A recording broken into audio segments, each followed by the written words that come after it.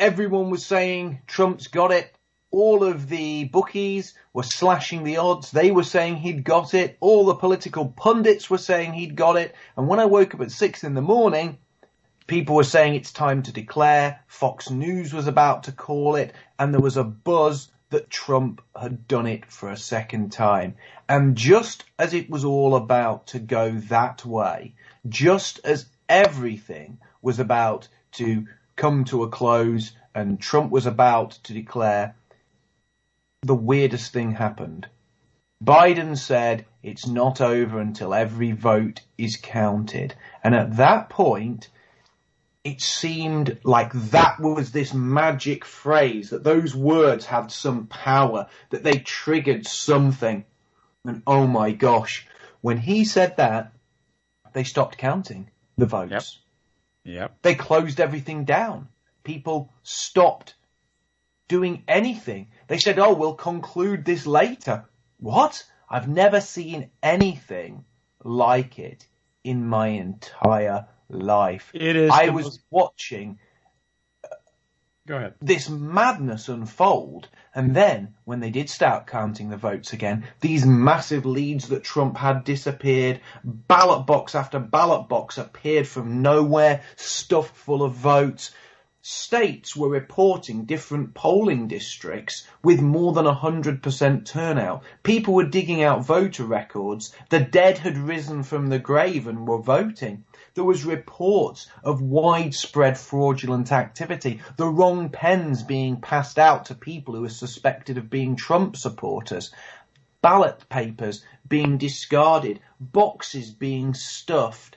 This is the kind of madness you would see in a banana republic. This is the kind of fraud that would make people like Mugabe blush. And I can tell you now, if just 5% of this kind of thing had taken place in Russia, the whole Western world would be squawking. They would want to send in investigators. They would be calling it an illegitimate government. But because this is being done by the Democrats, the deep state, the mainstream media, and Silicon Valley big tech, everyone is just standing there and watching it happen. I think the big issue here is we're seeing such widespread electoral fraud. We're seeing massive widespread electoral fraud. And on top of that widespread electoral fraud, we're seeing big mainstream media, the giant social networks, the establishment, politicians all over the world, closing ranks on Trump. And on top of that now, you even have mainstream Republicans doing the same. And I think that really shows how far all of this has got. Because these mainstream Republicans are people who should be coming out and they should be rooting, absolutely rooting for Trump. And they're not. They are trying to salvage their political careers by stabbing Trump in the back at this point. Yeah. And I think it's absolutely disgusting. I mean, and it's no coincidence, is it, that every single state where this is happening is a swing state. There aren't any states, all of the states where it was sort of predetermined who was going to win. There was not any problems. It's these swing states where they've stuffed the ballots. You Yep. can see, you can just see it so clearly. And now I think we're getting to a position where if this carries on, people are genuinely going to lose faith in the electoral system completely. People will say, well, why bother voting? Why bother? Exactly right. It doesn't matter. You know, we can't affect change. And that is a very, very dangerous situation to get into when the electoral road is something that is cut off to a group of people. But even more dangerous is what I believe is going to come next.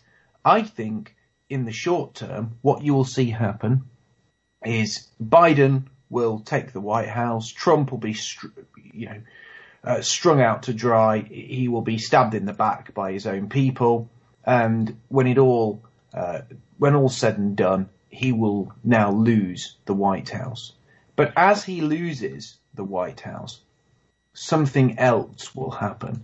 And you will see most likely a reduction in the kind of violence that we have seen from the left, from Black Lives Matter. Things will calm down. And as it calms down, you will see the Democrats make a massive, massive power grab. And that power grab will be to take people's guns. It will be to restrict freedom of speech, freedom of association. And then finally, it will be to criminalize anybody who advocates for the good of white people. And when this happens, the white majority, or if white people are no longer a majority by then, but are the largest minority, it won't make a difference really. But the white people who are left, they will be in a very unique and difficult situation.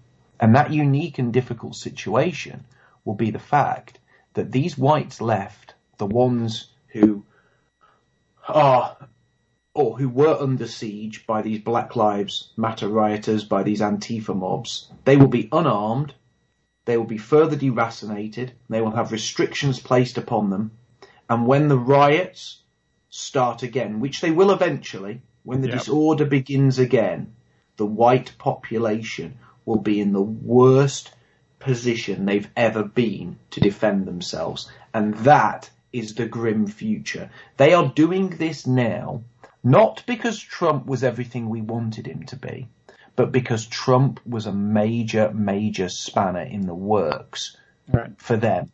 And they want that. Trump showed that when white people organise, they can affect change. And I believe now what we are starting to see is these people saying this can never happen again. We can never have free elections again. We can never, ever have a situation again where white people can advocate for themselves, start coming together. We must knock this on the head now, and we must prepare for basically what is going to be the end of days for the white majority and for whites in America as a group that has any power or any stake in society.